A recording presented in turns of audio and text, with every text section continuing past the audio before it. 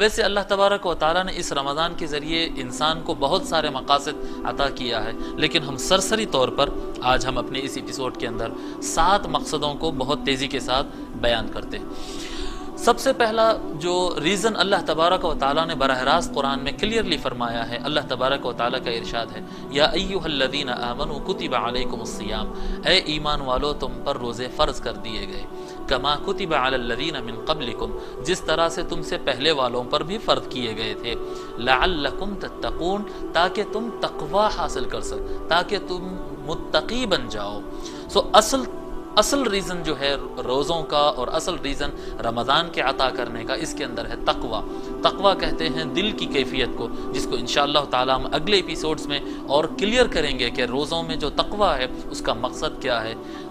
دل کا سدھار، دل کا اللہ تعالیٰ سے ڈرنا، بندوں کے سے زیادہ اللہ کا خیال کرنا اور عمل کے اندر اخلاص آنا، اس کو تقوی کہتے ہیں۔ تو اللہ تبارک و تعالیٰ پہلا ریزن اس کا بتایا ہے تقوی۔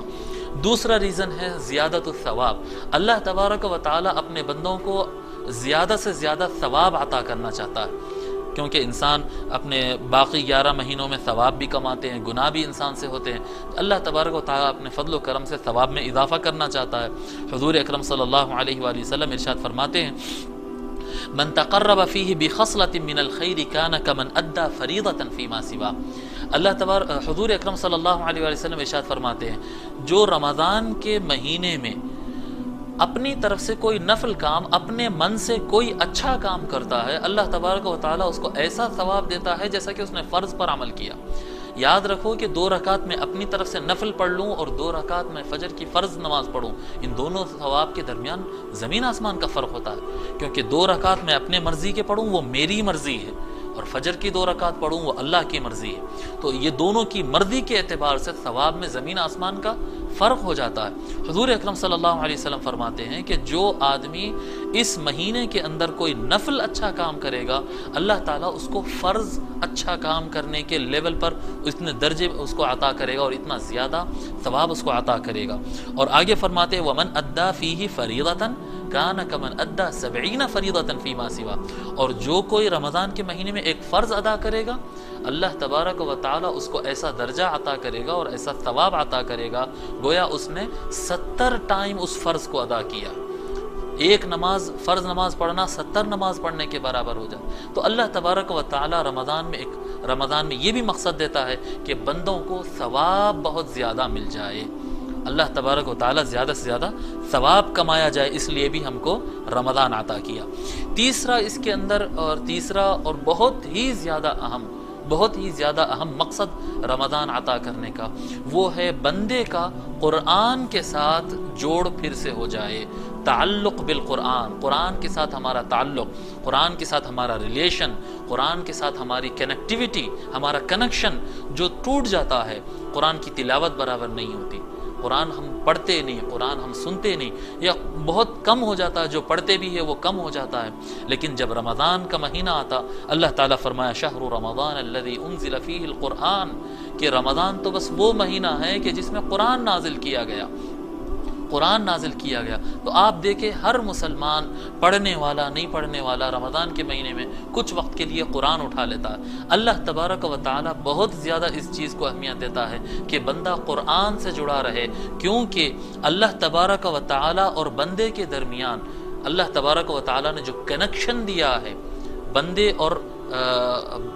خدا، اللہ اور بندے کے درمیان جو کنیکشن ہے وہ کوئی اور نہیں ہے، ایک قرآن ہے اور ایک صاحب قرآن ہے، حضور اکرم صلی اللہ علیہ وسلم کی ذات ہے جس کو اللہ تعالیٰ نے بھیجا ہے، اور اللہ تعالیٰ کا کلام ہے جو اللہ تعالیٰ نے بندوں کے لیے بھیجا ہے۔ ایک انسان کو اللہ تعالیٰ نے رسول بنا کر اپنی طرف سے اس امت کے لیے بھیجا، وہ سیدنا محمد الرسول اللہ صلی اللہ علیہ وسلم ہے، وہ انسان ہے جو اللہ کے پاس آئے، اور یہ کتاب ہے، یہ نصاب ہے، یہ سلیبس ہے جو اللہ کے پاس سے آیا۔ جب بندے صاحب قرآن حضور صلی اللہ علیہ وسلم اور قرآن کے ساتھ مربوط ہو جائیں گے تو وہ اللہ کے ساتھ ان کا کنیکشن بحال ہو جائے گا۔ تو رمضان ہمارے اپنے تعلق بالقرآن، تعلق باللہ اور تعلق بالقرآن، قرآن کے ساتھ اپنی کنیکٹیویٹی کو بحال کرنا اور اپنے ریلیشن کو پھر سے رینیول کرنا، زندہ کرنا، نیا کرنا، جو کام ہوتا ہے، یہ بھی ایک رمضان کا بہت بڑا مقصد ہے۔ چوتھا مقصد اس میں تزکیہ نفس ہے، جو ہم انشاءاللہ تعالیٰ آگے اس کی تفصیل بتائیں گے کہ وَأَن تَصُومُوا خَيْرٌ لَكُمْ، اللہ تعالیٰ فرماتا ہے کہ تم روزے رکھو، یہ تمہارے لیے بہتر ہے۔ کتنے اعتبار سے نفس کے لیے، کتنے اعتبار سے روزہ اور تراویح اور رمضان کی عبادتیں بہتر ہوں گی، آگے ہم بیان کریں گے۔ بہرحال نفس کو سدھارنا رمضان کے مقاصد میں سے ہے۔ رمضان کے مزید مقاصد میں ہے تزکیۃ البدن، یہ جسم کو پاک کرنا، جسم کو پاک کرنا ایکسٹرا کولیسٹرول سے، جسم کو پاک کرنا بیماریوں سے۔ حضور اکرم صلی اللہ علیہ وسلم ارشاد فرماتے صوموا تصحوا، کہ تم روزہ رکھو تم صحت مند ہو جاؤ گے۔ اس رمضان کا یہ بھی مقصد ہوتا ہے کہ انسان کا فٹنس دوبارہ بحال کیا جائے اور بہتر کر دیا جائے اور انسان کو صحت مند بنا دیا جائے۔ اور چھٹا مقصد اس میں ہم جو بیان کریں گے وہ ہے قرب الہی، اللہ تعالیٰ کے ہمارا اللہ تبارک و تعالیٰ سے ہم قریب ہوں، قرب الہی۔ دیکھیے ہم پکارتے ہیں اللہ تعالیٰ کو اور کئی مرتبہ کہتے ہیں کہ ہم اللہ کو پکارتے ہیں لیکن ہماری دعائیں قبول نہیں ہوتی ہیں۔ مسئلہ یہ ہوتا ہے کہ ہم اپنے اعمال کے ذریعے ہم اپنے اور خدا کے درمیان ایک حجاب جیسے بن گئے ہیں۔ جب اللہ تبارک و تعالیٰ قرآن کریم کے اندر روزوں کا ذکر کیا، رمضان کا ذکر کیا اور قرآن کا ذکر کیا، یہ تینوں ایک ہی چیز ہیں۔ جب اللہ تبارک و تعالیٰ نے ان چیزوں کا تذکرہ کیا، یہ آیات ختم ہوتے ہی اللہ تبارک و تعالیٰ فرماتا ہے وَإِذَا سَأَلَكَ عِبَادِي عَنِّي فَإِنِّي قَرِيبٌ اجیب دعوت الداعی اذا دعان۔